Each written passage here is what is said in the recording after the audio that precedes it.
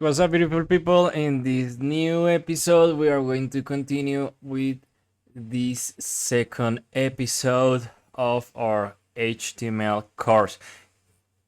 In this opportunity, we won't continue talking about code because it's not time for coding just right now.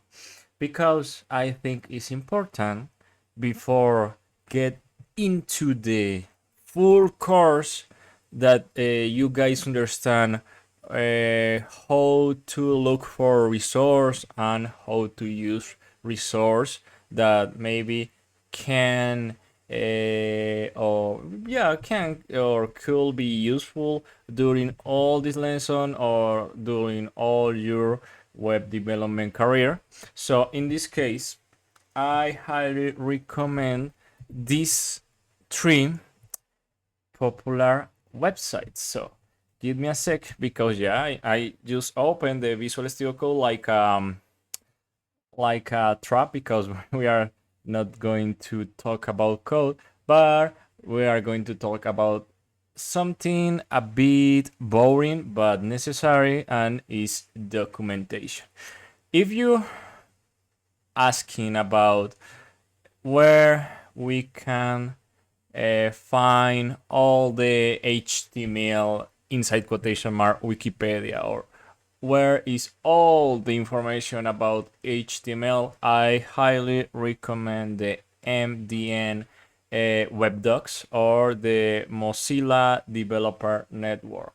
Mozilla, as maybe some people already know about this, is in charge to help developers to understand how HTML works because, well, is something related with the www philosophy and how the Mozilla company has been enveloped in all these web war. So I avoid to get into in all this stuff. It's just this documentation is in charge of Mozilla Developer Network. So in the end, is highly recommend to look for any topic or any HTML tag that maybe you don't know how it works. I highly recommend or start to reading the HTML basis. As you can see in the left panel, you see a detailed structure how to start. It's funny because it's just right a section that complete beginners start here, and I recommend read all these. Maybe these sections could be omit or pass, but are helpful to understand also the web development context, not only related with HTML, but once you end to read about HTML, that maybe this section could take a lot of time, a long time. Avoid, well, check CSS or JavaScript because are advanced topics that we are not going to cover in this HTML course. So, well, this is one of the important resource. Maybe if someone asking where we can see all the HTML tags that are so useful, you have to go to reference HTML, and in the left panel look for HTML in the subsection reference HTML elements, and as you can see, there are all the existing HTML elements. So, well, as you can see, the normal elements that has no any type of icon like h1 header, h group are definitive tags.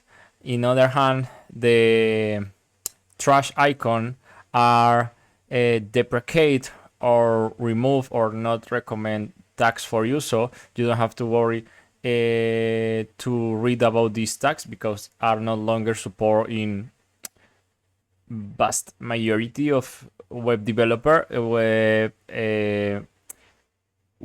browsers, and these chemical icon maybe are experimental features that are not 100% confirmed that will be into the HTML at the end, but yeah, it's like if you are curious about the new HTML tags, you can read about them. So I highly recommend maybe read about the most important tags or tags that used to see in all the tutorial example you've seen in other places. So I don't know, like farm.